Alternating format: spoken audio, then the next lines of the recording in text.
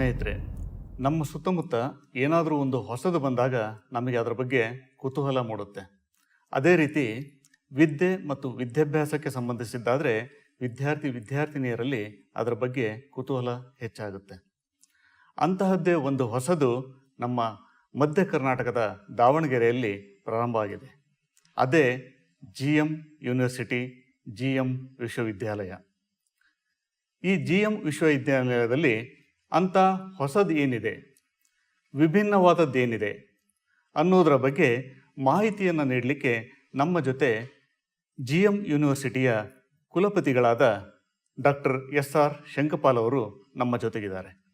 ಅವರು ಈ ಯೂನಿವರ್ಸಿಟಿಯ ಬಗ್ಗೆ ಮಾಹಿತಿಯನ್ನು ನೀಡಲಿದ್ದಾರೆ. ಮೊದಲಿಗೆ ಅವರನ್ನು ಕಾರ್ಯಕ್ರಮಕ್ಕೆ ಸ್ವಾಗತ ಕೋರೋಣ. ಸರ್, ನಮಸ್ಕಾರ. ನಮಸ್ಕಾರ. ಡಾಕ್ಟರ್ ಶಂಕಪಾಲ್ ಅವರು ಶೈಕ್ಷಣಿಕವಾಗಿ ಮತ್ತು ಆಡಳಿತದಲ್ಲಿ ಹಲವಾರು ವಿಶ್ವವಿದ್ಯಾನಿಲಯಗಳಲ್ಲಿ ಮತ್ತು ವಿದ್ಯಾಸಂಸ್ಥೆಗಳಲ್ಲಿ ಕಾರ್ಯನಿರ್ವಹಿಸಿ ಹೆಚ್ಚಿನ ಅನುಭವವನ್ನು ಹೊಂದಿದ್ದಾರೆ. ಇವರು ಈ ದಿವಸ ತಮ್ಮ GM ಯೂನಿವರ್ಸಿಟಿಯ ಬಗ್ಗೆ ಮಾಹಿತಿಯನ್ನು ನೀಡಲಿದ್ದಾರೆ. ಸರ್, ಈಗ ಹೊಸ GM ಯೂನಿವರ್ಸಿಟಿ, ಇದರ ಬಗ್ಗೆ ಒಂದು ಪರಿಚಯ ನೀಡಿ ಸರ್. ನೋಡಿ, ಭಾರತ ದೇಶದಲ್ಲಿ ಬೇರೆ ಬೇರೆ ಥರದ ವಿಶ್ವವಿದ್ಯಾನಿಲಯಗಳಿರುತ್ತೆ. ಇವಾಗ ಇನ್ಸ್ಟಿಟ್ಯೂಷನ್ ಆಫ್ ನ್ಯಾಷನಲ್ ಇಂಪಾರ್ಟೆನ್ಸ್ ಅಂತ ಇರುತ್ತೆ. ಈ IITಗಳು ಇದೆಲ್ಲ ಅದಕ್ಕೆ NIT ಇದೆಲ್ಲ ಅದಕ್ಕೆ ಸೇರಿರೋದು. ಹಾಗೆ ಸೆಂಟ್ರಲ್ ಯೂನಿವರ್ಸಿಟಿ ಅಂತಿರುತ್ತೆ, ಸೆಂಟ್ರಲ್ ಗೌರ್ಮೆಂಟಿಂದ ಕ್ರಿಯೇಟ್ ಮಾಡಿರೋದು.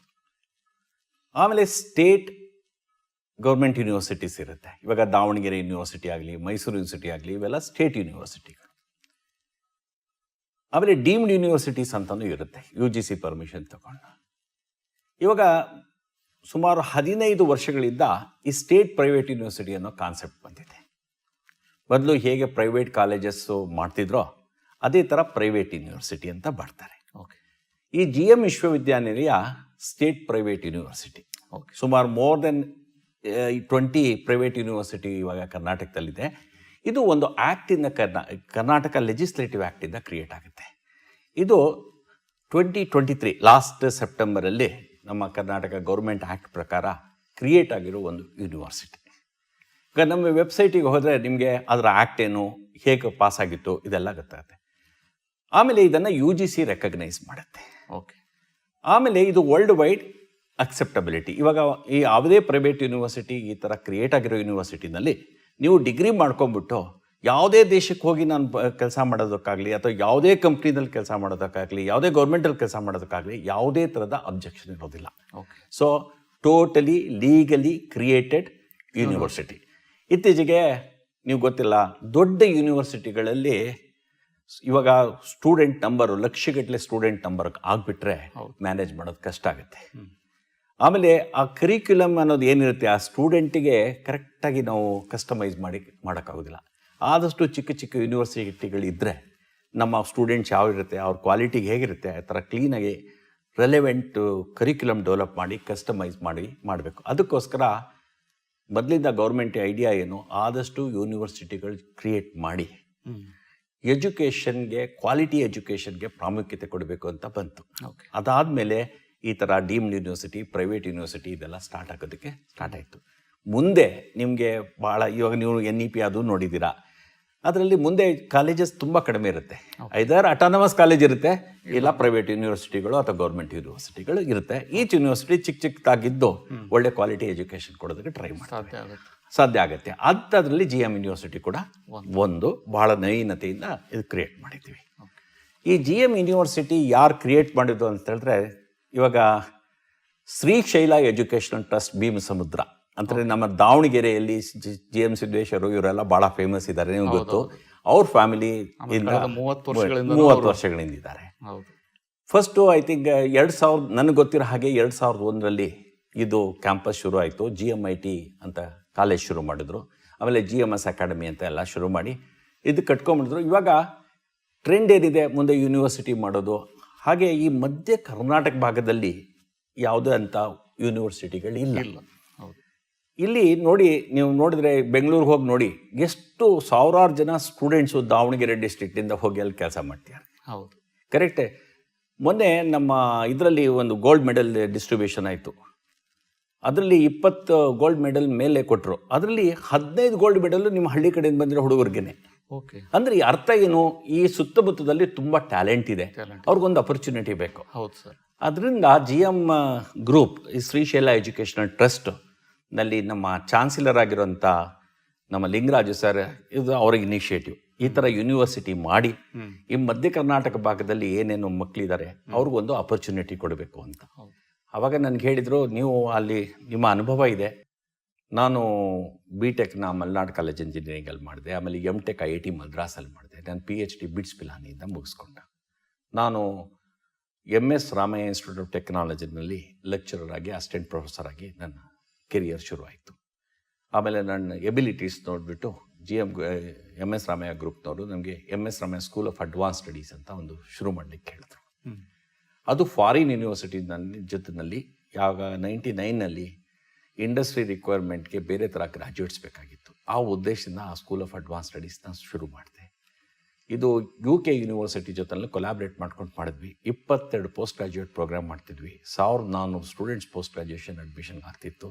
ಭಾಳ ವೆರಿ ಡಿಫ್ರೆಂಟ್ ಟೈಪ್ ಮಾಡ್ತಿದ್ವಿ. ಅಲ್ಲಿ ಪೋಸ್ಟ್ ಗ್ರಾಜ್ಯುಯೇಷನ್ ಜೊತೆಗೆ ಎಲ್ಲ ಇಂಡಸ್ಟ್ರಿಗೂ ಟ್ರೈನಿಂಗ್ ಕೊಡ್ತಾಯಿದ್ವಿ. ನಾವು ಆ ಲೆವೆಲಲ್ಲಿ ಇದ್ವಿ. ಆಮೇಲೆ ಪ್ರಾಡಕ್ಟ್ ಡೆವಲಪ್ಮೆಂಟು, ಇದು ಕನ್ಸಲ್ಟೆನ್ಸಿ, ಈ ಥರದ್ದೆಲ್ಲ ಕೆಲಸ ಮಾಡ್ತಿದ್ದೆ. ಸೊ ನನಗೆ research, consultancy, industry training, teaching, ಈ ಥರದ್ದೆಲ್ಲ ಅನುಭವ ಆಯಿತು. ಇದನ್ನು ಹೋಗಿ ಫಾರಿನ್ ಕಂಟ್ರೀಸಲ್ಲೂ ಕೂಡ ನಾನು ಆವಾಗವಾಗ ಲೆಕ್ಚರ್ ಕೊಟ್ಟು ಬರ್ತಿದ್ದೆ, ತುಂಬ ಇದು ಮಾಡ್ತಿದ್ದೆ. ಅದಾದಮೇಲೆ ಈ MS ರಾಮಯ್ಯ ಯೂನಿವರ್ಸಿಟಿನ ಕ್ರಿಯೇಟ್ ಮಾಡಬೇಕಂತ 2014 ಹೇಳಿದ್ರು. ಅದೆಲ್ಲ ಡಾಕ್ಯುಮೆಂಟೇಷನ್ ಎಲ್ಲ ಮಾಡಿ MS ರಾಮಯ್ಯ ಯೂನಿವರ್ಸಿಟಿ ಕ್ರಿಯೇಟ್ ಮಾಡಿ ಅದ್ರ ವೈಸ್ ಚಾನ್ಸಲರ್ ಆಗಿ 4.5 ವರ್ಷ ಐತೆ. ಅದಾದ ಮೇಲೆ ನಾನು ಸ್ವಲ್ಪ ದಿನಗಳು PS ಯೂನಿವರ್ಸಿಟಿ, ಆಮೇಲೆ ದಯಾನಂದ ಸಾಗರ್ ಯೂನಿವರ್ಸಿಟಿನಲ್ಲಿ, ಆಮೇಲೆ East point college executive director ಆಗಿ ಎಲ್ಲ ಮಾಡ್ತಿದ್ದೆ. ಇವಾಗ ಸಾಕಾಯಿತು ನಂದು ಕೆರಿಯರ್ ಅಂತ ಅಂದಾಗ GM ಯೂನಿವರ್ಸಿಟಿನಲ್ಲಿ ಒಂದು ಅಪರ್ಚುನಿಟಿ ಕೊಟ್ಟು ಬನ್ನಿ ಇಲ್ಲಿ ಅಂತ ಹೇಳಿದ್ರು. ಬಂದಿದೆ. ಸೊ ಲಾಸ್ಟ್ ನವಂಬರ್ನಲ್ಲಿ ನಾನು ಇಲ್ಲಿ ಜಾಯ್ನ್ ಆಗಿದ್ದೀನಿ. ಐ ಥಿಂಕ್ GM ಯೂನಿವರ್ಸಿಟಿನ ಈ ಸೆಂಟ್ರ್ ಪಾರ್ಟಲ್ಲಿ ಬೆಸ್ಟ್ ಯೂನಿವರ್ಸಿಟಿ ಮಾಡಿ, ನಮ್ಮ ವಿಷನ್ ಅಂದರೆ ಹೇಗೆ ಇಲ್ಲಿರೋ ಟ್ಯಾಲೆಂಟಿಗೆ ನಾವು GM ಯೂನಿವರ್ಸಿಟಿ ಒಂದು ಆಧಾರ ಆಗೋ ಥರ ಮಾಡಬೇಕು ಅನ್ನೋದು ನಮ್ಮ ಉದ್ದೇಶ ಸರ್. ಓಕೆ. ಬೇರೆ ಬೇರೆ ಯೂನಿವರ್ಸಿಟಿ ಮಾಡಿ, ಬೇರೆ ಬೇರೆ ಒಳ್ಳೊಳ್ಳೆ ಎಜುಕೇಷನ್ ಪ್ರೋಗ್ರಾಮ್ಸ್ ಮಾಡಿದ್ದೀರಾ. ನನಗೆ ಬರೀ ಭಾರತ ದೇಶದಲ್ಲ, ಇಂಗ್ಲೆಂಡು ಅದರದ್ದೆಲ್ಲ ಅನುಭವ ಇದೆ. ಅದಕ್ಕೆ ಬಂದು ಮಾಡಿ ಅಂತ ಹೇಳಿದರು. ಹಾಗೆ ಬಂದು ಇವಾಗ GM ಯೂನಿವರ್ಸಿಟಿನಲ್ಲಿ ಪ್ರೋಗ್ರಾಮ್ಗಳು ಕ್ರಿಯೇಟ್ ಮಾಡಿದ್ದೀವಿ. ತುಂಬ ಒಳ್ಳೊಳ್ಳೆ ಪ್ರೋಗ್ರಾಮ್. ಅಂದರೆ ಇಲ್ಲಿ ಏನೇನು ಪ್ರೋಗ್ರಾಮ್ಸ್ ಆಫರ್ ಮಾಡ್ತಾ ಇದ್ದಾರೆ ಸರ್? ನೋಡಿ, ನಮ್ಮ ಸ್ಪೆಷಾಲಿಟಿ ಆಫ್ GM ಯೂನಿವರ್ಸಿಟಿ ಅಂದರೆ ಪ್ರೋಗ್ರಾಮ್ಸ್. ಇವಾಗ ಏನಾಗ್ತದೆ, ಟ್ರೆಡಿಷನಲ್ ಆಗಿ ಏನು ಇವಾಗ ಇಂಡಸ್ಟ್ರಿ ಟ್ರೆಂಡೇ ಬೇರೆ ಬೇರೆ ಥರ ಆಗ್ತದೆ. ದಿನ ಒಂದೊಂದು ಟೆಕ್ನಾಲಜಿ ಬರುತ್ತೆ, ಬಿಸ್ನೆಸ್ಸಲ್ಲಿ ಬೇರೆ ಬೇರೆ ಥರ ಬಿಸ್ನೆಸ್ ಬರುತ್ತೆ. ನಿಮ್ಗೆ ಗೊತ್ತಿಲ್ಲ, ನಮ್ಮ ಟೈಮಲ್ಲಿರೋ ಓಕೆ ಬರೀ ಎಂಜಿನಿಯರೋ, ಮೆಕ್ಯಾನಿಕಲ್, ಸಿವಿಲ್, ಎಲೆಕ್ಟ್ರಿಕಲ್ ಇಂಜಿನಿಯರ್ ಆಗಲಿ, ಇನ್ಫ್ರಾಸ್ಟ್ರಕ್ಚರ್ ಡೆವಲಪ್ ಮಾಡೋದಾಗಲಿ, ಒಂದು ಕಾಮರ್ಸ್ ಮಾಡಿ ಅಕೌಂಟೆಂಟ್ ಆಗೋದಾಗಲಿ, ಇವಾಗ ಹಂಗಲ್ಲ, ಅಪರ್ಚುನಿಟಿಗಳು ತುಂಬ ಇದೆ. ಆಮೇಲೆ ಟೈಪ್ ಆಫ್ ಜಾಬ್ಸ್ ಜನರೇಟ್ ಆಗ್ತಿರೋದು ವೆರಿ ವೆರಿ ಡಿಫ್ರೆಂಟಾಗಿ ಆಗ್ತಿದೆ. ಹಾಗಾದರೆ ನಮಗೆ ನಾವು ಅಲ್ಲಿಗೆ ನಾವು ಹ್ಯೂಮನ್ ರಿಸೋರ್ಸ್ ಸಪ್ಲೈ ಮಾಡಬೇಕಾದ್ರೆ ನಮ್ಮ ಎಜುಕೇಷನ್ ಸಿಸ್ಟಮ್ ಕೂಡ ಅಡಾಪ್ಟ್ ಆಗಬೇಕು. ಅದಕ್ಕೋಸ್ಕರ ಏನು ಮಾಡಿದ್ದೀವಿ, ಈಗ ಎಂಜಿನಿಯರಿಂಗ್ನಲ್ಲೇ ತಗೊಳ್ಳಿ, ಸುಮಾರು 15 ಪ್ರೋಗ್ರಾಮ್ಸ್ ಮಾಡಿದ್ದೀವಿ. ಓಕೆ. ಈ ಕಂಪ್ಯೂಟರ್ ಸೈನ್ಸ್ ಸೈಡಲ್ಲೇ 9 ಪ್ರೋಗ್ರಾಮ್ ಇದೆ. Suppose computer science and engineering ಇರ್ಬೋದು, ಇನ್ಫಾರ್ಮೇಷನ್ ಸೈನ್ಸ್ ಇರ್ಬೋದು, ಡೇಟಾ ಸೈನ್ಸ್ ಇರ್ಬೋದು, ಇನ್ಫಾರ್ಮೇಷನ್ ಸೆಕ್ಯೂರಿಟಿ ಇರ್ಬೋದು, ಬಿಸ್ನೆಸ್ ಸಿಸ್ಟಮು, IoT, ಹೀಗೆ ಸೈಬರ್ 9 ಪ್ರೋಗ್ರಾಮ್ ಕಂಪ್ಯೂಟರ್ ಸೈನ್ಸಲ್ಲಿ ಮಾಡಿದ್ದೀವಿ. ಟ್ರೆಡಿಷನಲ್ ಎಂಜಿನಿಯರಿಂಗು ಇದೆ, ಎಲೆಕ್ಟ್ರಾನಿಕ್ಸ್ ಇಂಜಿನಿಯರಿಂಗ್ ಇದೆ, ಎಲೆಕ್ಟ್ರಾನಿಕ್ಸ್ ಕಮ್ಯುನಿಕೇಷನು, ಎಲೆಕ್ಟ್ರಿಕಲ್ ಇಂಜಿನಿಯರಿಂಗ್ ಇದೆ, ಮೆಕ್ಯಾನಿಕಲ್ ಇಂಜಿನಿಯರಿಂಗ್ನ ಸ್ವಲ್ಪ ಮಾಡಿಫೈ ಮಾಡಿ ನಾವು ಎಂಜಿನಿಯರಿಂಗ್ ಡಿಸೈನ್ ಅಂತ ಮಾಡಿದ್ದೀವಿ. ಯಾಕಂದರೆ ಈ ಕೋವಿಡ್ ಟೈಮಲ್ಲಿ ಏನಾಗ್ಬಿಡ್ತು, ಕಂಪ್ನಿಗಳಿಗೆ ಹೋಗಿ ಕೆಲಸ ಮಾಡೋದು ಕಷ್ಟ. ಇವಾಗ ಮುಂದೆ ಡಿಜಿಟಲ್ ಮ್ಯಾನುಫ್ಯಾಕ್ಚರಿಂಗ್ ಜಾಸ್ತಿ ಆಗುತ್ತೆ. ಟ್ರೆಡಿಷನಲ್ ಕಂಪ್ನಿಗಿಂತ ಮಾಡರ್ನ್ ಕಂಪ್ನಿಗಳು ನೀವು ಬಿಲ್ಡಿಂಗಲ್ಲೇ ಒಳ್ಳೆ IT ಕಂಪ್ನಿ ಈ ಥರ ಬಿಲ್ಡಿಂಗ್ಗಳಲ್ಲೇ ಮ್ಯಾನುಫ್ಯಾಕ್ಚರಿಂಗ್ ಕೂಡ ಮಾಡ್ಬೋದು. ಈ ಥರ ಅಡಾಪ್ಟ್ ಮಾಡೋದಕ್ಕೋಸ್ಕರ ಏನು ಮಾಡಿದ್ವಿ, ಮೆಕ್ಯಾನಿಕಲ್ ಇಂಜಿನಿಯರಿಂಗ್ ಸ್ವಲ್ಪ ಮಾಡಿಫೈ ಮಾಡಿ ಎಂಜಿನಿಯರಿಂಗ್ ಡಿಸೈನ್ ಅಂತ ಒಂದು ಪ್ರೋಗ್ರಾಮ್ ತಂದಿದ್ವಿ. ಅದು IITಗಳಲ್ಲಿದೆ, ಫ್ಯೂಚರಲ್ಲಿ ತುಂಬ ಡೆವಲಪ್ ಆಗುತ್ತೆ. ಹಾಗೆ ಸಿವಿಲ್ ಇಂಜಿನಿಯರಿಂಗ್ ಇದೆ, ರೊಬಾಟಿಕ್ಸ್ ಆ್ಯಂಡ್ ಆಟೋಮೇಷನ್ ಇದೆ, ಆಮೇಲೆ ಬಯೋಟೆಕ್ನಾಲಜಿ. ಇನ್ನೊಂದು ಏನಂದರೆ BSc ಪ್ರೋಗ್ರಾಮ್ಗಳು ಮಾಮೂಲಿ ನಮ್ಮ ಟೈಮಲ್ಲಿ ಬರೀ PCM, CBZ ಆ ಥರ ಇರ್ತಾಯಿತ್ತು. ಈ ಮಕ್ಕಳಿಗೆ ಇವಾಗ ಆ ಟೈಮಲ್ಲಿ ಏನೋ ಗೌರ್ಮೆಂಟ್ ಜಾಬ್ಗಳು ಅದು ಇದೆಲ್ಲ ಆಗ್ತಾಯಿತ್ತು. ಇವಾಗ ಪ್ರೈವೇಟಲ್ಲಿ ತುಂಬ ಅಪರ್ಚುನಿಟೀಸ್ ಇದೆ. ತುಂಬ ಅಪರ್ಚುನಿಟೀಸ್ ಇರೋದ್ರಿಂದ ನಾವೇನು ಮಾಡಿದ್ದೀವಿ, ಇವಾಗ ಟ್ರೆಡಿಷನಲ್ BSc. ಇವಾಗ BScನಲ್ಲೂ ತಂದಿದ್ದೀವಿ ಒಂದು ಹೊಸ, we call it as new age BSc ಅಂತ. BScನಲ್ಲೂ ಆರ್ಟಿಫಿಷಿಯಲ್ ಇಂಟೆಲಿಜೆನ್ಸು, BScನಲ್ಲೂ ಸೈಬರ್ ಸೆಕ್ಯೂರಿಟಿ, BScನಲ್ಲೂ ಡೇಟಾ ಸೈನ್ಸು, ಈ ಥರ ಪ್ರೋಗ್ರಾಮು ಇದೆ. ಇವಾಗ ಮಾಮೂಲಿ ಇಲ್ಲ ಸರ್ ನಾನು ಮ್ಯಾಥಮೆಟಿಕ್ಸು ಕೆಮಿಸ್ಟ್ರಿ ಓದಬೇಕು, ಓಕೆ, ನೀನು ಕೆಮಿಸ್ಟ್ರಿ ಮ್ಯಾಥಮೆಟಿಕ್ಸ್ ಜೊತೆನಲ್ಲಿ ನಿಮ್ಗೊಂದು ಆಪ್ಷನ್ ಕೊಡ್ತೀವಿ. ಕಂಪ್ಯೂಟರ್ ಸೈನ್ಸ್ ಅವರು ತಗೋಬೋದು, ನೀವು ಸ್ಟ್ಯಾಟಿಸ್ಟಿಕ್ಸ್ ಅವರು ತಗೋಬೋದು, ಎಕನಾಮಿಕ್ಸ್ ಅವರು ತಗೋಬೋದು. ಅಂದ್ರೆ ನಿಮ್ ಚಾಯ್ಸು. ಇವಾಗ ಇಷ್ಟು ಒಂದು ಬ್ಯಾಸ್ಕೆಟ್ ಅಲ್ಲಿ ಸಬ್ಜೆಕ್ಟ್ಗಳು ಇಟ್ಬಿಟ್ಟಿದೀವಿ. 3 ನಿನ್ಗೆ ಯಾವ್ದು ಅನುಕೂಲ ಆಗುತ್ತೆ, ಯಾವ್ದು ಇಷ್ಟ ಆಗುತ್ತೆ ಆ ಸಬ್ಜೆಕ್ಟ್ ಎತ್ಕೊಂಡು ನೀನು BSc ಫಾರ್ಮ್ ಮಾಡ್ಕೊಂಡು, ಅಂದ್ರೆ create your own program and study ಅನ್ನೋ ತರ. ಓಕೆ, ಬಟ್ ನೀವು ಈ ತರ ಹಿಂಗೆ ಮಾಡಿಫೈ ಮಾಡೋದ್ರಿಂದ ಅದಕ್ಕೆ ಆಪರ್ಚುನಿಟೀಸ್ ಹೆಂಗೆ ಅಂತ? ಆಪರ್ಚುನಿಟೀಸ್ ಇರೋದ್ರಿಂದ ನಾವು ಹಾಗೆ ಮಾಡಿರೋದು. ಇವಾಗ ನೀವು ಬರೀ ಮ್ಯಾಥಮೆಟಿಕ್ಸ್ ಕೆಮಿಸ್ಟ್ರಿ ಓದಿದ್ರೆ, ಇವಾಗ ಏನಾದ್ರೆ ನೀವು ಇಂಡಸ್ಟ್ರಿಗೆ ಹೋದ್ಮೇಲೆ ಬರೀ ಮ್ಯಾಥಮೆಟಿಕ್ಸ್ ಕಂಪ್ಯೂಟರ್ ಸೈನ್ಸ್ ಹೇಗೆ ಅಪ್ಲೈ ಮಾಡೋಕ್ಕೆ ಕಂಪ್ಯೂಟರ್ ನಾಲೆಡ್ಜ್ ಇರಲೇಬೇಕು ನಿಮಗೆ.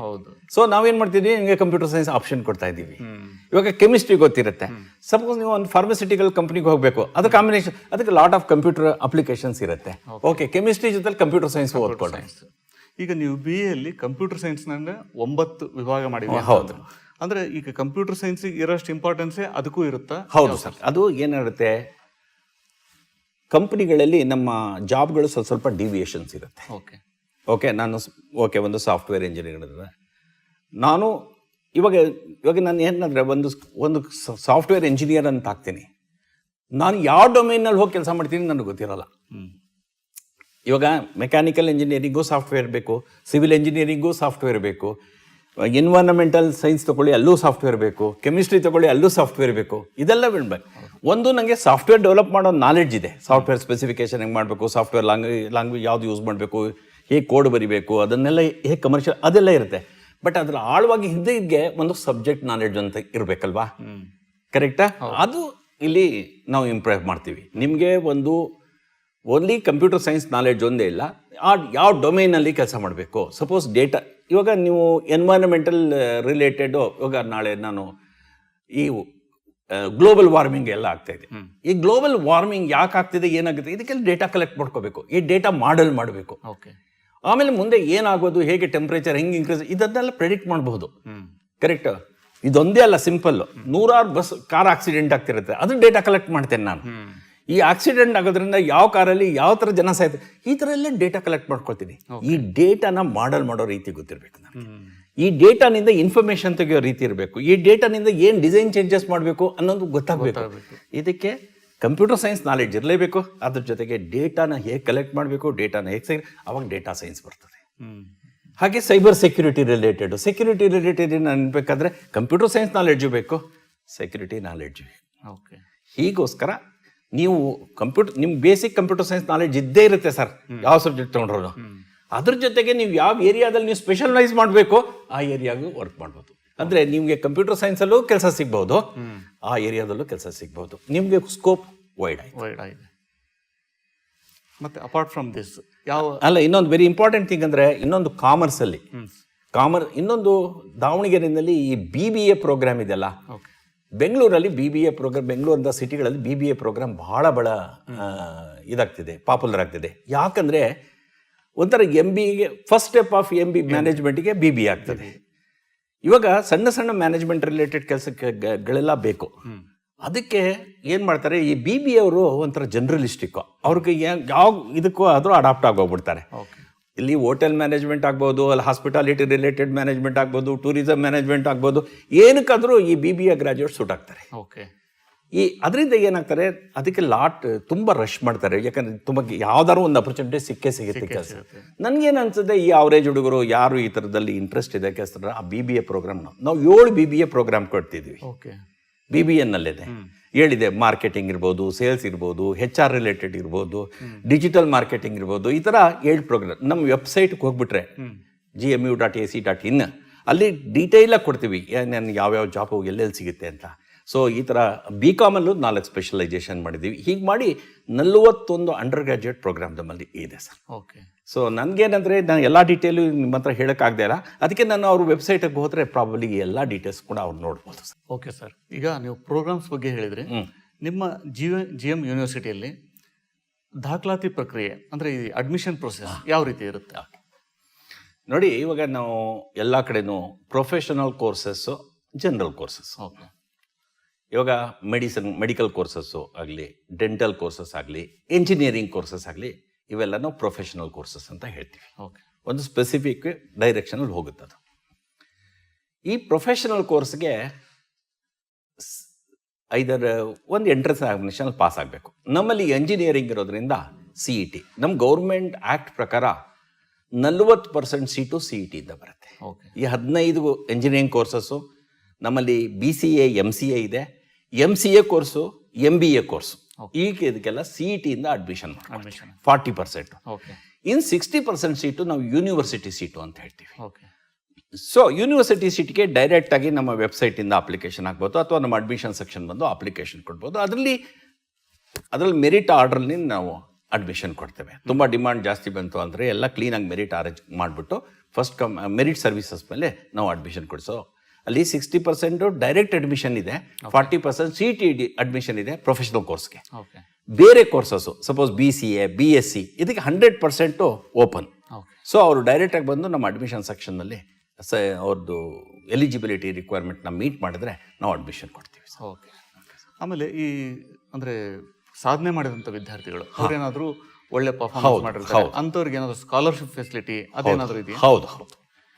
ಇವಾಗ ನಾವು ಏನಂದರೆ, ಇವಾಗ CETನಲ್ಲಿ ಸಪೋಸ್ ದಾವಣಗೆರೆ ಏರಿಯಾ ಹುಡುಗರು CETನಲ್ಲಿ 2000 ರ್ಯಾಂಕಿಂಗ್ ಒಳಗಡೆ ಇದ್ದಾರೆ ಅಂದ್ಕೊಳ್ರಿ. ನಮ್ಮ ಹತ್ರ ಬಂದರೆ ಅವ್ರಿಗೆ ಯಾವುದೇ ಫೀಸು ನಾವು ಚಾರ್ಜ್ ಮಾಡಿದೆ ಫ್ರೀ ಅಡ್ಮಿಷನ್ಸ್. ಓಕೆ. ಸ್ಪೋರ್ಟ್ಸ್ ಕೋಟಾದಲ್ಲಿ ಒಳ್ಳೆ ಸ್ಟೇಟ್ ಲೆವೆಲಲ್ಲೋ ನ್ಯಾಷನಲ್ ಲೆವೆಲಲ್ಲೋ ಸ್ಪೋರ್ಟ್ಸಲ್ಲಿ ರೆಪ್ರೆಸೆಂಟ್ ಮಾಡಿದವ್ರಿಗೂ ಆ ಥರ ಇದು ಮಾಡಿ. ಇದ್ರ ಜೊತೆಗೆ ಏನು ಮಾಡ್ತೀವಿ ಅಂತ ಹೇಳಿದ್ರೆ, ವರ್ಷಕ್ಕೊಂದ್ಸರಿ ಮೆರಿಟ್ ಎಕ್ಸಾಮ್ ಇದು ಮಾಡಿಬಿಟ್ಟು ನಮ್ಮದೇ GM ಅವ್ರದ್ದು ಒಂದು ಸ್ಕಾಲರ್ಶಿಪ್ ಕೊಡ್ತೀವಿ. ಓಕೆ. ಇದ್ರ ಜೊತೆಗೆ ಒಳ್ಳೆ ಪರ್ಫಾರ್ಮ್ ಮಾಡೋ ಹುಡುಗರಿಗೆ ಗೋಲ್ಡ್ ಮೆಡಲ್ ಕೊಡ್ತೀವಿ. ಓಕೆ. ಸೊ ಎಲ್ಲ ಥರನೂ ಅನುಕೂಲ ಮಾಡಿಕೊಡ್ತೀವಿ. ಏನು ಯಾವುದು ತೊಂದರೆ ಇಲ್ಲ.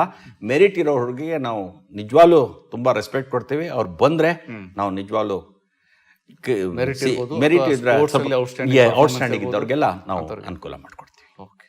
ಸರ್, ಈಗ ಸ್ಟೂಡೆಂಟ್ಸ್ ಅಂದರೆ ವಿದ್ಯಾರ್ಥಿಗಳು GM ಯೂನಿವರ್ಸಿಟಿನೇ ಯಾಕೆ ಆಯ್ಕೆ ಮಾಡ್ಕೋಬೇಕು ಅನ್ನೋದಕ್ಕೆ ನೀವು ಯಾವ ರೀತಿ ಸಮರ್ಥನೆ ಕೊಡ್ತೀರಿ? ಆಯ್ತು ನೋಡಿ,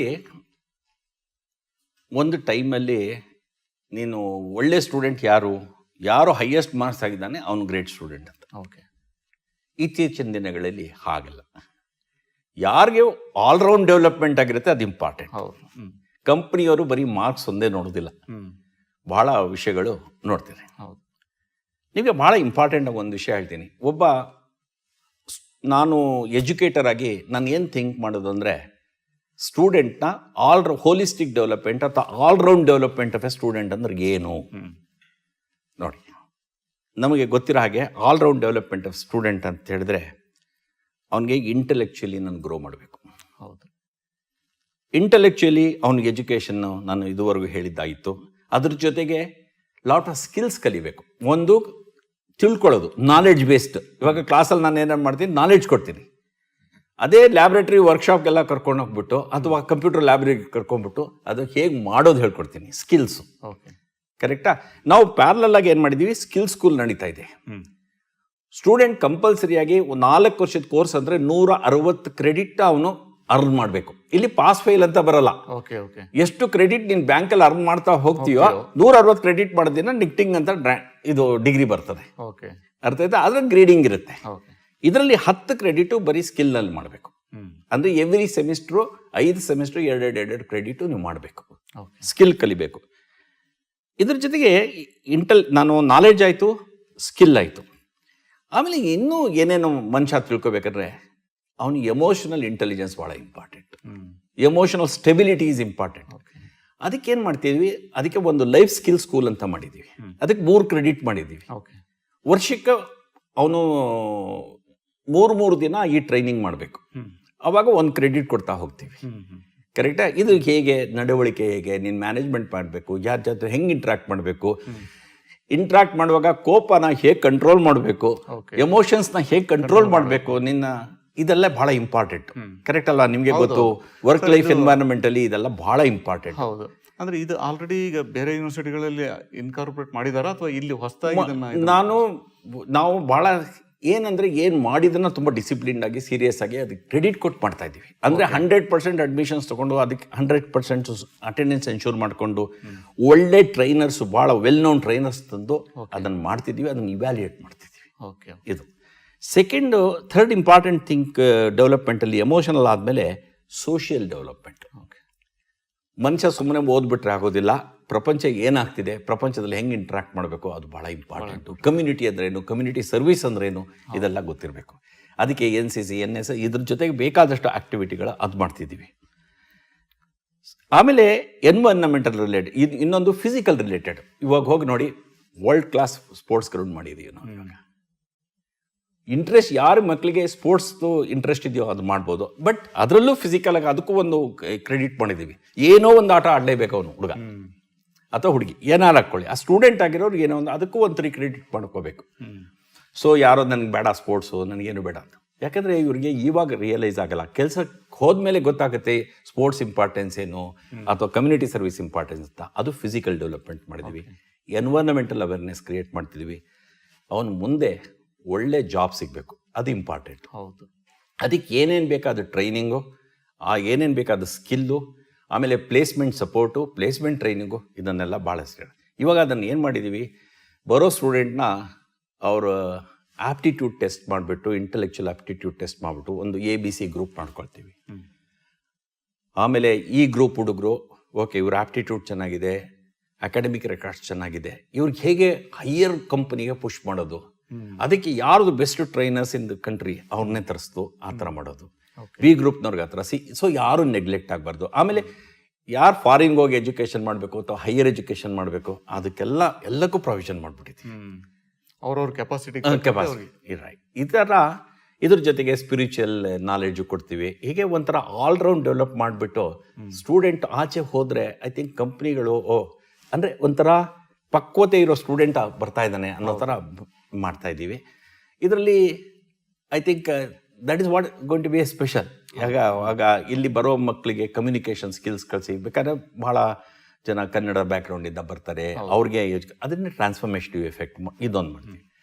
ಇನ್ನೂ ಒಂದಿದೆ, ಮಕ್ಕಳು ಜಾಸ್ತಿ ಈ ಮ್ಯಾಥಮೆಟಿಕ್ಸ್ ನನಗೆ ಹ್ಯಾಂಡಲ್ ಮಾಡೋಕ್ಕಾಗಲ್ಲ, ಇಂಥದ್ದು ಹ್ಯಾಂಡಲ್ ಮಾಡೋಕ್ಕಲ್ಲ, ನನಗೆ ಮೋರ್ ಆಫ್ ಮ್ಯಾನೇಜ್ಮೆಂಟ್ ಮಾಡ್ತೀನಿ, ನನಗೆ ಎಂಟರ್ಪ್ರಿನರ್ಶಿಪ್ಪು ಆ ಥರದ್ದೆಲ್ಲ ಅಥವಾ ಮಾಡಬೇಕಕ್ಕೆ BO ಪ್ರೋಗ್ರಾಮ್ ಅಂತ ಮಾಡಿದ್ದೀವಿ ಸರ್. ಭಾಳ ಸ್ಪೆಷಲ್ ಪ್ರೋಗ್ರಾಮ್ಸು, 18 ಪ್ರೋಗ್ರಾಮ್ಸ್ ಇದೆ. ಒಬ್ಬ ಆರ್ಡಿನರಿ ಹುಡುಗ ಬಂದು ಮೇಯ್ನಾಗಿ ಸ್ಕಿಲ್ಸ್ ಕಲ್ತ್ಕೊಂಡು ಅದಕ್ಕೆ ಕನೆಕ್ಟೆಡ್ ಸ್ವಲ್ಪ ನಾಲೆಡ್ಜ್ ಕಲ್ತ್ಕೊಂಡು ನಾಳೆ ಎಂಟರ್ಪ್ರಿನರ್ ಆಗ್ಬೋದು. ಅದೇ 18 ಪ್ರೋಗ್ರಾಮ್. ಅದು ಒಂಥರ ಆರ್ಡಿನರಿ ಹುಡುಗರಿಗೆ. ಅಂದರೆ ನಾವು ಸೊಸೈಟಿನಲ್ಲಿ ಯಾರಿಗೂ ಬಿಡ್ತಾ ಇಲ್ಲ, ಬುದ್ಧಿವಂತರಿಗೂ ಬಿಡ್ತಾ ಇಲ್ಲ ಅಥವಾ ಕೆಳಗಡೆಯವ್ರಿಗೂ ಬಿಡ್ತಾ ಇಲ್ಲ. ಅದು ಸ್ಪೆಷಾಲಿಟಿ ಆಫ್ ನಮ್ಮ GM ಯೂನಿವರ್ಸಿಟಿ ಸರ್. ಸರ್, ಈಗ ವಿದ್ಯಾರ್ಥಿಗಳು ಇಲ್ಲಿ ಒಂದು ಎಜುಕೇಷನ್ ಪಡೆದ ಮೇಲೆ ಅವರ ಮುಂದೆ ವೃತ್ತಿ ಜೀವನದಲ್ಲಿ ಅವರು ಅಭಿವೃದ್ಧಿ ಹೊಂದಲಿಕ್ಕೆ ನಿಮ್ಮ ಕಡೆಯಿಂದ ಯಾವ ರೀತಿ ಬೆಂಬಲ ಇರುತ್ತೆ ಅವರಿಗೆ? ಅದೇ ಇವಾಗ ನಾವು ಅಂದರೆ ನಾನು ಒಂದು ಪ್ಲೇಸ್ಮೆಂಟ್ ರಿಲೇಟೆಡ್ ನಿಮ್ಗೆ ಆಗಲೇ ಹೇಳಿದೆ, ಒಂದು ಅದಕ್ಕೆ ನಾವು career advice and student placement division ಅಂತ ಮಾಡಿ ಒಬ್ಬ ಡೈರೆಕ್ಟ್ರು, ಒಂದು 4 ಜನ ಡೆಪ್ಟಿ ಡೈರೆಕ್ಟರ್ಸ್ ಮಾಡಿದ್ದೀವಿ. ಓಕೆ. ತುಂಬ ಇನ್ವೆಸ್ಟ್ಮೆಂಟ್ ಮಾಡಿಬಿಟ್ಟಿದ್ದೀವಿ ಇದಕ್ಕೆ, ಸಪ್ರೇಟ್ ಬ್ಲಾಕ್ ಮಾಡಿ ಇದೆಲ್ಲ ಮಾಡಿ. ಅದಕ್ಕೆ 2nd ಸೆಮಿಸ್ಟ್ರಿಂದ ಹಿಡಿದ 7th ಸೆಮಿಸ್ಟರ್ವರೆಗೂ ಟ್ರೈನಿಂಗ್ ಮಾಡ್ತೀವಿ. ಓಕೆ. ಮಕ್ಕಳಿಗೆ ಹೇಗೆ ಅದಕ್ಕೆ ನಾನು ಲೈಫ್ ಸ್ಕಿಲ್ಸ್ ಪ್ರೋಗ್ರಾಮ್ಸು ಅಂತ ಹೇಳಿದೆ. ಅದ್ರ ಜೊತೆಗೆ ಪ್ಲೇಸ್ಮೆಂಟ್ ಟ್ರೈನಿಂಗು, ಇದ್ರ ಜೊತೆಗೆ ಇಂಡಸ್ಟ್ರಿ ಎಕ್ಸ್ಪರ್ಟ್ಸ್ ತಂದು ಟ್ರೈನಿಂಗು, ಒಂದು ಪಾರ್ಟ್ ಮಾಡ್ತಾ ಇದ್ದೀವಿ. ಇನ್ನೊಂದು ಓಕೆ ಇದೆಲ್ಲ ಮಾಡಿ ಅವ್ರಿಗೆ ಕೆಲಸಕ್ಕೆ ಸೇರಿಸೋದು ಒಂದು, ಕೆಲಸಕ್ಕೆ ಸೇರಿದ ಮೇಲೆ ಕೆಲಸ ಉಳಿಸ್ಕೊಂಡು ಹೋಗಿ ಮತ್ತೆ ಪ್ರೋಗ್ರೆಸ್ ಆಗಬೇಕು. ಹೌದು ಸರ್, ಕರೆಕ್ಟಾ? ಕರೆಕ್ಟ್. ಅದಕ್ಕೆ ಇತ್ತೀಚೆಗೆ ನೋಡಿ, ಇವಾಗ ಓದೋದು ಎಂದೂ ನಿಲ್ಲಿಯೋದಲ್ಲ. ಅಂದರೆ you are life long student ಅಂತಾನೆ ಅರ್ಥ. ಅದಕ್ಕೆ what is a life long education, ಅದಕ್ಕೆ ಇಲ್ಲೇ ಟ್ರೈನಿಂಗ್ ಮಾಡ್ತಾ ಇದ್ದೀವಿ. ಲೈಫ್ ಲಾಂಗ್ ಎಜುಕೇಷನ್ ಹೇಗೆ, ಯಾವ್ಯಾವ ಇದರಲ್ಲಿ ಯಾವ್ಯಾವ ಸ್ಟೇಜಲ್ಲಿ ಏನೇನು ಪ್ರೋಗ್ರಾಮ್ ನೀವು ರಿಜಿಸ್ಟರ್ ಮಾಡಬೇಕು, ಎಲ್ಲಿ ರಿಜಿಸ್ಟರ್ ಮಾಡಬೇಕು, ಆ ಪ್ರೋಗ್ರಾಮ್ ಹೇಗೆ ನೀವು ಸೀರಿಯಸ್ ಆಗಿ ತೊಗೊಂಡು ನೀವು ಈ ಥರದ್ದೆಲ್ಲ ಅವೇರ್ನೆಸ್ ಕ್ರಿಯೇಟ್ ಮಾಡ್ತಿದ್ದೀವಿ. ಈ ಥರದ್ರಿಂದ ನಮ್ಮದು ಅಂದರೆ ಇದ್ರ ಜೊತೆಗೆ ನೀವು ಓಕೆ ಸ್ವಲ್ಪ ದಿನ ಆದಮೇಲೆ ಇಂಡಸ್ಟ್ರಿ ನಿಮ್ಗೆ ಎಕ್ಸ್ಪೀರಿಯನ್ಸ್ ಬರುತ್ತೆ, ಅದಾದಮೇಲೆ ನೀವು ಎಂಟರ್ಪ್ರೈಸ್ ಮಾಡಬೇಕಾ, ಅದಕ್ಕೆ ಏನು ಮಾಡಬೇಕು, ಅದನ್ನೆಲ್ಲ ಈ ಥರದ್ದೆಲ್ಲ ಟ್ರೈನಿಂಗ್ ಕೊಡ್ತಾ ಇದ್ದೀವಿ. ಓಕೆ. ಸೊ ಐ ಥಿಂಕ್ ನಾವು ಏನಂದರೆ GM ಯೂನಿವರ್ಸಿಟಿಯಿಂದ ಹೋಗೋ ಸ್ಟೂಡೆಂಟು ಒಂದು ಈ ದೇಶಕ್ಕೆ ಒಂದು ಅಸೆಟ್ ಆಗಬೇಕು, ಆ ಥರ ಮಾಡೋಕ್ಕೆ ಟ್ರೈ ಮಾಡ್ತಾ ಇದ್ದೀವಿ. ಯಾಕಂದರೆ ವೆಲ್ತ್ ಕ್ರಿಯೇಟರ್ಸ್ ಬೇಕು. ವೆಲ್ತ್ ಕ್ರಿಯೇಟ್ ಆದಷ್ಟು ಪ್ರಾಬಬಲಿ ವೆಲ್ತ್ ಫ್ಲೋ ಆಗೋದಷ್ಟು ನಮಗೆಲ್ಲರಿಗೂ ಅನುಕೂಲ ಆಗುತ್ತೆ. ಅದಕ್ಕೋಸ್ಕರ ನಮ್ಮ ಮಾಡೆಲ್ಸು ನಿಮ್ಮ ಕರಿಕ್ಯುಲಮ್ನಲ್ಲೇ ಇದನ್ನೆಲ್ಲ ಅಡಾಪ್ಟ್ ಮಾಡಿ ಮಾಡ್ತಾ ಇದ್ದೀವಿ ಸರ್. ಓಕೆ, ಅದು ನಮ್ಮ ವೆಬ್ಸೈಟ್ಗೆ ಹೋದ್ರೆ ನಿಮಗೆ ಕ್ಲಾರಿಟಿ ಸಿಗುತ್ತೆ ನಿಜವಾಗ್ಲೂ ಏನು ಮಾಡ್ತಾ ಇಲ್ಲ ಇದ್ದೀವಿ. ನೋಡ್ತಾರೆ ಖಂಡಿತ. ವಿದ್ಯಾರ್ಥಿಗಳು ಯಾರಾದರೂ ಇದ್ರೆ ಅವರ ಒಂದು ವೆಬ್ಸೈಟನ್ನು ನೀವು ನೋಡಿದರೆ ಅದರಲ್ಲಿ ಸಂಪೂರ್ಣ ಸಮಗ್ರ ಮಾಹಿತಿ ಅದರಲ್ಲಿ ಸಿಗುತ್ತೆ. ದಯವಿಟ್ಟು ನೋಡಿ ಅದನ್ನ. ಸರ್, ಈಗ ವಿದ್ಯಾರ್ಥಿಗಳಿಗೆ ಅವರು ಇಲ್ಲಿ ನಿಮ್ಮ ಯೂನಿವರ್ಸಿಟಿಯಲ್ಲಿ ಓದ್ತಾ ಇರ್ತಾರೆ. ಆ ಸಮಯದಲ್ಲಿ ಅವರಿಗೆ ಅಂತಾರಾಷ್ಟ್ರೀಯ ಮಟ್ಟದ ಅನುಭವಗಳು ಅಥವಾ ಒಂದು ಅಂತಾರಾಷ್ಟ್ರೀಯ ಮಟ್ಟದ ಒಂದು ಎಜುಕೇಷನ್ನು ಸಿಗಕ್ಕೆ ಸಾಧ್ಯ ಇದೆಯಾ? ಅದಕ್ಕೆ ಏನು ನೀವು ಪ್ಲಾನ್ ಮಾಡ್ಕೊಂಡಿದ್ದೀರಿ? ಓಕೆ, ಇವಾಗ ನಾವು ಆ ಕಾಲ ಹೊರಟೋಯ್ತು. ನಾನು ಓಕೆ ಎಜುಕೇಷನ್ ಮಾಡಿದ್ಮೇಲೆ ಕರ್ನಾಟಕದಲ್ಲಿ ಗೌರ್ಮೆಂಟ್ ಕೆಲಸ ಮಾಡ್ತೀನಿ ಅನ್ನೋದು. ಹೌದು. ಇತ್ತೀಚಿನ ದಿನಗಳಲ್ಲಿ ನೀವು ಪ್ರಪಂಚದಲ್ಲಿ ಯಾವ ಭಾಗದಲ್ಲಿ ಯಾರ ಕಂಪ್ನಿನಲ್ಲಿ ನಾಲ್ಕಾದ್ರೂ ಕೆಲಸ ಮಾಡ್ಬೋದು. ಕರೆಕ್ಟಾ? ಗ್ಲೋಬಲ್ ವಿಲೇಜ್ ಆಗಿ. ಅದರಿಂದ ನಾವು ಸ್ಟೂಡೆಂಟ್ ಲೈಫ್ ಟೈಮಲ್ಲೇ ಅವ್ರಿಗೊಂಥರ ಇಂಟರ್ನ್ಯಾಷನಲ್ ಎಕ್ಸ್ಪೋಜರ್ ಕೊಡೋದು ಭಾಳ ಇಂಪಾರ್ಟೆಂಟ್. ಓಕೆ, ಇವಾಗ ಇಂಟರ್ನ್ಯಾಷನಲ್ ನಾನು ಎಕ್ಸ್ಪೋಜರ್ ಕೊಡಬೇಕಾದ್ರೆ ಅದರಲ್ಲಿ ಸ್ವಲ್ಪ ಕಾಸ್ಟ್ ಇನ್ವಾಲ್ವ್ ಆಗಿರುತ್ತೆ. ಅದಕ್ಕೆ ಬೇರೆ ಬೇರೆ ಥರ ಮಾಡ್ತೀವಿ. ಒಂದು ಸ್ಟಡಿ ಅಬ್ರಾಡ್ ಪ್ರೋಗ್ರಾಮ್ ಅಂತ ಇಂಟ್ರೊಡ್ಯೂಸ್ ಮಾಡಿದ್ದೀವಿ. ಓಕೆ, ಅದು 4 ವಾರ ಅವರು ಹೇಳಿದ ಒಂದು UK ಆಗಿರ್ಬೋದು, ಯುರೋಪ್ ಆಗಿರ್ಬೋದು, ಅಥವಾ ಅಮೇರಿಕ ಆಗ್ಬೋದು, ಅಥವಾ ರಷ್ಯಾ ಆಗಿರ್ಬೋದು, ಹೀಗೆ ಒಂದು ಕಂಟ್ರಿಯನ್ನು ಅವ್ರು ಚೂಸ್ ಮಾಡ್ಬೋದು. ಓಕೆ, ನಾವು ಅಲ್ಲಿ ಯೂನಿವರ್ಸಿಟಿ ಜೊತೆಲಿ ಕೊಲಾಬರೇಟ್ ಮಾಡ್ಕೊಂಡಿರ್ತೀವಿ. ಓಕೆ, ಈ 4 ವೀಕು ಈ ಹುಡುಗರನ್ನ ನಾವು ಒಂದು ಟೀಮ್ ಮಾಡಿಬಿಟ್ಟು ಒಂದು ಟೀಚರ್ ಜೊತೆಗೆ ಆ ಯೂನಿವರ್ಸಿಟಿಗೆ ಕಳಿಸ್ತೀವಿ. ಓಕೆ, ಆ ಯೂನಿವರ್ಸಿಟಿನಲ್ಲಿ ನಾವೊಂದು ಅಲ್ಲೊಂದು ಪ್ರೋಗ್ರಾಮ್ ಎಲ್ಲ ಮಾಡಿರ್ತೀವಿ. ಅಂದರೆ ಆ ದೇಶದ ಎಜುಕೇಷನ್ ಹೇಗಿದೆ, ಆ ದೇಶದಲ್ಲಿ ಇರೋ ಕಲ್ಚರ್ ಹೇಗಿದೆ, ಆ ದೇಶದಲ್ಲಿರೋ ಹಿಸ್ಟೋರಿಕಲ್ ಪ್ಲೇಸಸ್ ಏನಿದೆ, ಓಕೆ, ಆ ದೇಶದಲ್ಲಿರೋ ಎಕಾನಮಿ ಹೆಂಗೆ ವರ್ಕ್ ಆಗುತ್ತೆ, ಜಾಬ್ ಅಪರ್ಚುನಿಟೀಸ್ಗಳು ಏನಿದೆ, ಇದನ್ನೆಲ್ಲ ಅವ್ರಿಗೆ ಒಂದು ಇದು ಮಾಡಿಕೊಡ್ತಾರೆ. ಇದು ಒಂಥರ ಜನರಲ್ ಎಕ್ಸ್ಪೋಜರ್ ಎಜುಕೇಷನ್ ಅಷ್ಟೇ. ಅಲ್ಲೇನು ಹೋಗಿ ಲೆಕ್ಚರ್ಗಳು ಸಿಂಪಲ್ ಲೆಕ್ಚರ್ಗಳೆಲ್ಲಿರುತ್ತೆ. ಬಟ್ ಯಾವುದೇ ಒಂದು ಲೆಕ್ಚರ್ ತೊಗೊಂಡು ಅವ್ರೇನು ಕ್ರೆಡಿಟ್ ಆನ್ ಮಾಡೋ ಇದಿಲ್ಲ. ಇದು 4 ವಾರ. ಇದು ಯಾರು ಅಷ್ಟೇ ಅಫೋರ್ಡ್ ಮಾಡೋಕ್ಕಾಗತ್ತೆ. ಓಕೆ, ಸ್ಟಡಿ ಅಬ್ರಾಡ್ ಪ್ರೋಗ್ರಾಮ್, ಅದಕ್ಕೊಂದಿಷ್ಟು ಕ್ರೆಡಿಟ್ ಅಂತ ಕೊಡ್ತೀವಿ ನಾವು. ಒಂಥರ ಇಂಟರ್ನ್ಶಿಪ್ ಮಾಡೋದಂಗೆ ಓವರ್ಸೀಸ್ ಇಂಟರ್ನ್ಶಿಪ್ ಅಂತ ಹೇಳ್ಬಿಟ್ಟು ನಾವು ಮಾಡ್ತೀವಿ. ಇದು ಒಂದು ಪಾಸಿಬಿಲಿಟಿ. ಕೆಲವು ಇಂಟ್ರೆಸ್ಟ್ ಹುಡುಗರಿಗೆ ಇಲ್ಲ ಸರ್, ನಾವು ಒಂದು 10 ಕ್ರೆಡಿಟು ನಾವು ಬೇರೆ ದೇಶದಲ್ಲಿ ಮಾಡಬೇಕು. ಆವಾಗ ಅದೇ ಥರ ಯೂನಿವರ್ಸಿಟಿಗೆ ನಾವು ಅಲ್ಲಿ ಕಳಿಸ್ತೀವಿ. ಅವರು ಅವಾಗ 16 ವಾರ ಆ ಜಾಗದಲ್ಲಿ ಇರಬೇಕು.